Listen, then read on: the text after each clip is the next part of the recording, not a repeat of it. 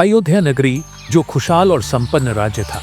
भगवान राम, जो राजा दशरथ और रानी कौशल्या के पुत्र थे, ने अपने प्रारंभिक वर्ष राजमहल में बिताए। 4 भाइयों में सबसे बड़े राम का परिवार बहुत स्नेहमय और संगठित था। उनके छोटे भाई भरत, लक्ष्मण और शत्रुघ्न राजा दशरथ की अन्य रानियों कैकेयी और सुमित्रा से उत्पन्न हुए थे। बचपन से ही राम ने असाधारण गुणों जैसे बुद्धिमत्ता, करुणा और अनुशासन का परिचय दिया। इन गुणों के कारण वे अपने परिवार और प्रजा के प्रिय बन गए। राम का अपने भाइयों के साथ विशेष संबंध था, खासकर लक्ष्मण के साथ। लक्ष्मण उनके प्रति अत्यंत समर्पित थे और हमेशा उनके साथ रहते थे। राम की शिक्षा राजगुरु वशिष्ठ के संरक्षण में हुई। वशिष्ठ ने उन्हें वेद, शास्त्र और धर्म के सिद्धांत सिखाए। शैक्षिक और आध्यात्मिक शिक्षा के साथ साथ राम ने युद्ध कला, धनुर्विद्या और अन्य कौशलों में भी कठोर प्रशिक्षण प्राप्त किया। राम के जीवन में एक महत्वपूर्ण मोड़ तब आया जब प्रसिद्ध ऋषि विश्वामित्र अयोध्या आए। उस समय राम और उनके भाई शिक्षा पूरी कर रहे थे और अपने कर्तव्यों के लिए तैयार हो रहे थे। ऋषि विश्वामित्र अपनी तपस्या और यज्ञ के लिए प्रसिद्ध थे, लेकिन कुछ समय से राक्षस उनके यज्ञों को बाधित कर रहे थे।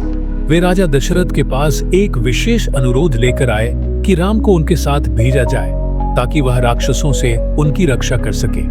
उन्होंने बताया कि ताड़का, मारीच और सुबाहु जैसे राक्षस बार बार उनके यज्ञों को बाधित कर रहे थे। इन राक्षसों का वध किए बिना उनका यज्ञ सफल नहीं हो सकता था। उन्होंने दशरथ से आग्रह किया कि राम को उनके साथ भेजा जाए, क्योंकि वे इन राक्षसों का नाश कर सकते हैं। दशरथ इस अनुरोध को सुनकर चिंतित हो गए। राम उस समय युवा थे और दशरथ को चिंता थी कि इतनी कम उम्र में उन्हें राक्षसों का सामना करने के लिए भेजना उचित नहीं होगा।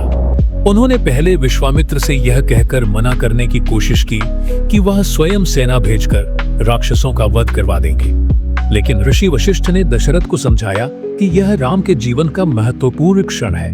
दशरथ की अनुमति मिलने के बाद राम और उनके प्रिय भाई लक्ष्मण ऋषि विश्वामित्र के साथ चल पड़े।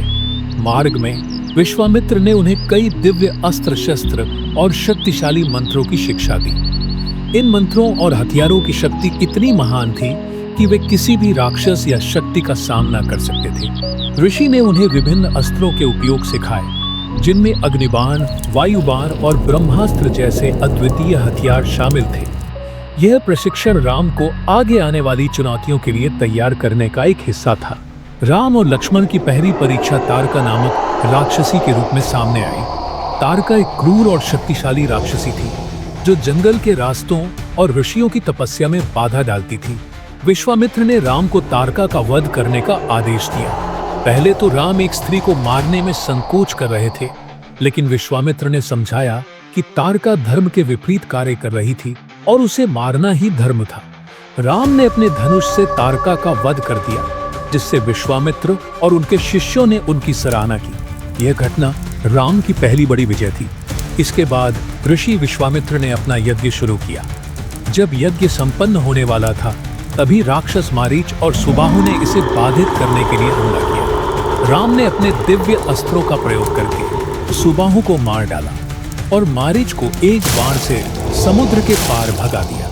इन राक्षसों का पराजित होना विश्वामित्र के यज्ञ की सफलता सुनिश्चित करता था। इस घटना ने न केवल राम की वीरता को साबित किया, बल्कि यह भी दिखाया कि वह धर्म की रक्षा के लिए कितने प्रतिबद्ध थे। इन घटनाओं के बाद विश्वामित्र ने राम और लक्ष्मण को आशीर्वाद दिया। उन्होंने कहा कि राम केवल एक महान योद्धा ही नहीं, बल्कि धर्म के रक्षक और पृथ्वी पर संतुलन स्थापित करने वाले अवतार हैं। विश्वामित्र ने राम को कई अन्य दिव्य ज्ञान और अस्त्रों का उपहार दिया। ऋषि विश्वामित्र द्वारा यज्ञ की सफल रक्षा के बाद उन्होंने राम और लक्ष्मण को मिथिला चलने का निर्देश दिया। मिथिला राजा जनक का राज्य था, जो अपनी संस्कृति, विद्या और धर्म की प्रगाढ़ता के लिए प्रसिद्ध था। वहां एक विशेष आयोजन हो रहा था, राजा जनक की पुत्री सीता के स्वयंवर का। विश्वामित्र ने राम और लक्ष्मण को बताया कि यह यात्रा उनके जीवन में एक और महत्वपूर्ण मोड़ लाएगी। सीता का जन्म दिव्य और असामान्य तरीके से हुआ था। राजा जनक को संतान की प्राप्ति नहीं हुई थी। एक दिन जब वे अपने राज्य के खेतों में हल जोत रहे थे, तो हल की नोक से एक सुनहरा बक्सा निकला। उस बक्से में एक सुंदर कन्या थी।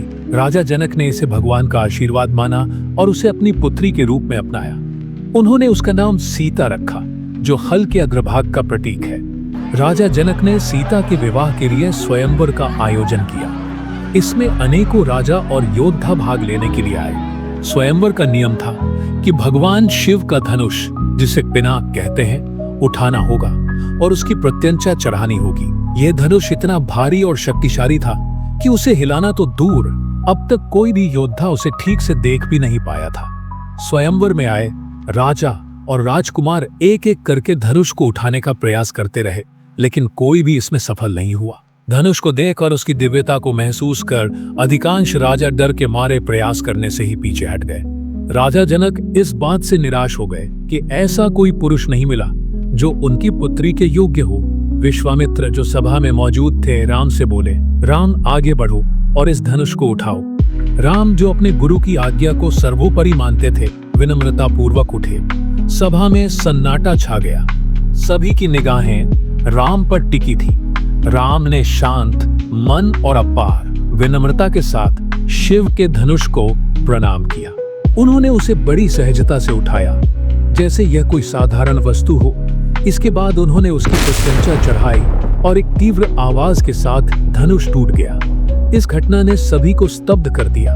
स्वयंवर में उपस्थित राजा और योद्धा राम की शक्ति और दिव्यता देखकर विस्मित रह गए। धनुष के टूटने के साथ राजा जनक की प्रसन्नता का ठिकाना नहीं रहा। उन्होंने राम को अपनी पुत्री सीता के योग्य वर घोषित किया। सीता, जो आभूषणों और रत्नों से सुसज्जित थी, धीरे धीरे राम के पास आई। सीता ने राम को वरमाला पहनाई। इस दृश्य ने सभा में उपस्थित सभी लोगों का मन मोह लिया। राम और सीता के बीच का यह पहला मिलन धर्म और प्रेम के आदर्श को दर्शाता था। स्वयंवर के बाद राजा जनक ने संदेश भेजकर अयोध्या के राजा दशरथ को विवाह के लिए आमंत्रित किया। राजा दशरथ अपने पूरे परिवार और दरबारियों के साथ मिथिला पहुंचे। मिथिला नगरी को विवाह के लिए भव्य रूप से सजाया गया। राम और सीता का विवाह वैदिक रीति रिवाजों के अनुसार संपन्न हुआ। लक्ष्मण का विवाह सीता की छोटी बहन उर्मिला से हुआ। भरत का विवाह जनक की भतीजी मांडवी से हुआ। शत्रुघ्न का विवाह मांडवी की छोटी बहन श्रुतकीर्ति से हुआ। विवाह के बाद राम और सीता अयोध्या लौटे। अयोध्या में उनका भव्य स्वागत किया गया। सीता ने अपने नए जीवन को सहजता से अपनाया और राम की आदर्श और समर्पित पत्नी बनी। धर्म की राह पर पहला कदम राम ने लिया हर युग के लिए। तत्व की रक्षा, सत्य का संग